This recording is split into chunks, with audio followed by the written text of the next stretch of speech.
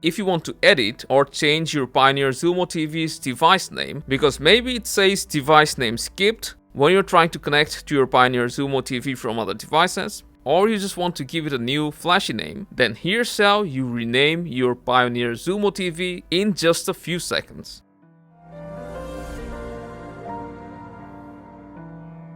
To change your TV's name, just open the settings panel. From there, find device settings. And as you can see here, it says device name skipped, cause we didn't do it during the setup. To change it, we simply need to press select, then you'll get a list of names that you can choose from, or you can select create a custom name and name your TV whatever you want.